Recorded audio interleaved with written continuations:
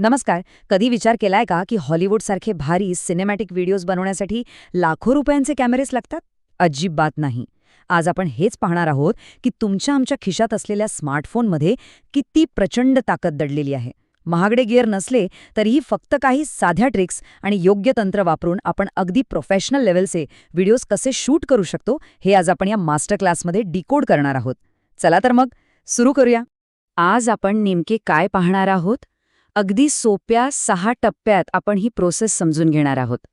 सुरुवात करूया पूर्वतयारीपासून, मग camera settings, lighting, framing, audio आणि शेवटी काही प्रो लेव्हलची ॲप्स आणि तंत्र. हा तोच फ्लो आहे जो मोठे प्रोफेशनल्स वापरतात.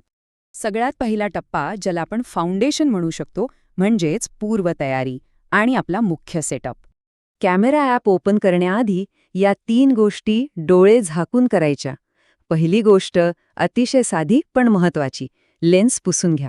लेन्सवरचे बोटांचे ठसे तुमचा व्हिडिओ ब्लर करू शकतात. दुसरी गोष्ट, फोन फ्लाईट मोडवर टाका. विचार करा, एखादा भारी शॉट चालू आहे आणि मध्येच कोणाचा तरी कॉल आला. सगळा मूड जाईल, बरोबर ना? आणि तिसरी, सर्वात क्रिटिकल स्टेप म्हणजे फोनची स्टोरेज चेक करणे. तुम्हाला माहितीये, फक्त 1 मिनिटाचा हाय डेफिनिशन व्हिडिओ जवळपास 150 मेगाबाइट्स MB जागा खातो. त्यामुळे शूट सुरू करण्याआधी फोनमध्ये पुरेशी मेमरी नक्कीच असायला हवी. आता वळूया दुसऱ्या टप्प्याकडे, कॅमेरा सेटिंग्ज. इथेच आपण ऑटोमॅटिक मोडमधून बाहेर पडून फोनचं खरं पोटेन्शियल अनलॉक करणार आहोत. बऱ्याचदा आपण चुकीच्या सेटिंग्जवर शूट करतो. 2 गोष्टी नेहमी लक्षात ठेवायच्या, रेझोल्यूशन आणि फ्रेम रेट्स. शक्य असेल तेव्हा नेहमी 1080p ऐवजी 4K मध्ये शूट करा. 4K मुळे आपल्याला 4 पट जास्त पिक्सेल्स मिळतात, म्हणजे व्हिडिओ एकदम शार्प आणि क्लिअर दिसतो. आता फ्रेम रेटचं काय? जर तुम्ही कॅमेरासमोर बसून बोलत असाल, जसं की यूट्यूबसाठी, तर 24 किंवा 30 FPS अगदी परफेक्ट आहेत. 60 किंवा 120 FPSची गरज फक्त तेव्हाच पडते जेव्हा तुम्हाला पोस्ट प्रोडक्शनमध्ये एकदम सिनेमॅटिक स्लो मोशन इफेक्ट द्यायचा असतो. उगाच हाय फ्रेम रेट वापरण्यात काहीच अर्थ नाही. आणखी एक भन्नाट ट्रिक सांगतो, व्हाईट बॅलन्स लॉक आणि एक्सपोजर लॉक. हे शब्द ऐकायला थोडे जड वाटतील पण काम एकदम सोपं आहे. स्क्रीनवर टॅप करून होल्ड केलं की फोकस आणि एक्सपोजर लॉक होतो. याचा फायदा काय? तर तुम्ही हालचाल केली किंवा लाईट कमी जास्त झाला तरी कॅमेरा सतत फोकस शोधत बसणार नाही, ज्याला फोकस हंटिंग म्हणतात. तसंच व्हिडिओचे रंगही अचानक बदलणार नाहीत. यामुळे सुरुवातीपासून शेवटपर्यंत व्हिडिओ अगदी कन्सिस्टंट राहतो. आता हार्डवेअरचे हे 3 सुवर्ण नियम कायम लक्षात ठेवा. पहिला, नेहमी मागचा कॅमेरा म्हणजे रियर कॅमेरा वापरा, कारण त्यातच सर्वात उत्तम क्वालिटीचे पिक्सेल्स असतात. दुसरा, व्हिडिओ नेहमी आडवा म्हणजेच हॉरिझॉन्टल शूट करा, जो यूट्यूब आणि मोठ्या स्क्रीनसाठी योग्य ठरतो. आणि तिसरा, सर्वात महत्त्वाचा नियम, डिजिटल झूम कधीही वापरू नका, अक्षरशः कधीच नाही. यामुळे क्वालिटी खूप खराब होते. त्यापेक्षा तुमचा फोन शारीरिकदृष्ट्या थोडा पुढे घेऊन जा. तिसरा टप्पा आहे लाइटिंग. हा तो फॅक्टर आहे जो एका सामान्य व्हिडिओला थेट प्रोफेशनल सिनेमाचा लुक देऊ शकतो. छान लाइटिंगसाठी महागड्या लाईटची अजिबात गरज नाही. नैसर्गिक सूर्यप्रकाश हा सर्वात भारी आणि मोफत सोर्स आहे. एखाद्या खिडकीजवळ उभे राहिलात तरी काम होऊन जातं. पण जर आतमध्ये शूट करत असाल तर रिंग लाईटसारखा एखादा बजेटमधला कृत्रिम पर्याय वापरू शकता. फक्त एकच मुख्य नियम, प्रकाशाचा स्रोत नेहमी तुमच्या चेहऱ्यावर समोरून पडला पाहिजे, पाठीमागून नाही. पाठीमागून प्रकाश आल्यास तुमचा चेहरा पूर्णपणे अंधारात जाईल आणि आपल्याला तसं अजिबात नकोय. वळूया चौथ्या टप्प्याकडे, फ्रेमिंग आणि कॉम्पोजिशन. थोडक्यात सांगायचं तर आपला शॉट दिसायला कसा हवा हे ठरवणे. इथे ग्रिड लाईन्स खूप उपयोगी पडतात. कॅमेरा सेटिंग्जमध्ये जाऊन त्या ऑन करा. याला रूल ऑफ थर्ड्स म्हणतात. स्वतःला एकदम सेंटरमध्ये न ठेवता या रेषांच्या छेदनबिंदूवर ठेवा. खूप नॅचरल वाटतं. दुसरा म्हणजे आयलाईन. तुमचे डोळे बरोबर वरच्या आडव्या रेषेवर असायला हवेत. आणि तिसरी गोष्ट म्हणजे हेडरूम. तुमच्या डोक्याच्या वर आणि फ्रेमच्या अगदी वरच्या कडेला थोडीशी रिकामी जागा असावी, जणू काय तुम्ही एखादा छोटासा मुकुट किंवा टियारा घातलाय. खूप जास्त जागा सोडू नका.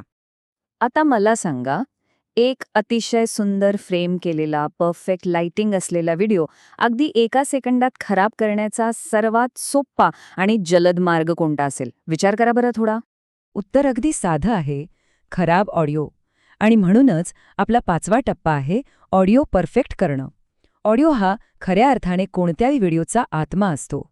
प्रेक्षक खराब व्हिडिओ क्वालिटी एकदा खपवून घेतील, पण खराब ऑडिओ कधीच सहन करत नाहीत. पहिली ट्रिक आहे प्रॉक्झिमिटी, म्हणजे माईक जितका जवळ तितका आवाज स्पष्ट. तुम्ही बोयाचा लेपल माईक वापरू शकता, जो कॉलरला लावता येतो, किंवा हॉलीलँड लार्क M1 सारखे भारी वायरलेस माईक्स पण बाजारात आहेत. मुख्य गोष्ट एकच, माईक आणि तुमच्यातलं अंतर शक्य तितकं कमी ठेवा. जर सध्या एक्सटर्नल माईक नसेल तरी घाबरायचं काय कारण नाही. एडिटिंगमध्ये आपण खूप काही करू शकतो. मोबाईल ॲप्समध्ये नॉईज रिडक्शन वापरून फॅनचा किंवा बाहेरचा आवाज कमी करता येतो. इक्वलायझरने ट्रिबल आणि बास थोडा ॲडजस्ट केला की आवाजाला एक मस्त क्रिस्पनेस येतो. आणि ऑडिओ नॉर्मलाइज केला की अगदी स्टुडिओ क्वालिटीचा फील येतो. करून बघा. आणि आता शेवटचा 6वा टप्पा, प्रो ॲप्स आणि काही ॲडव्हान्स तंत्रे. ज्यांना मोबाईल कॅमेऱ्याच्या लिमिटेशन्सच्या पुढे जायचे त्यांच्यासाठी हे फायनल पॉलिश आहे.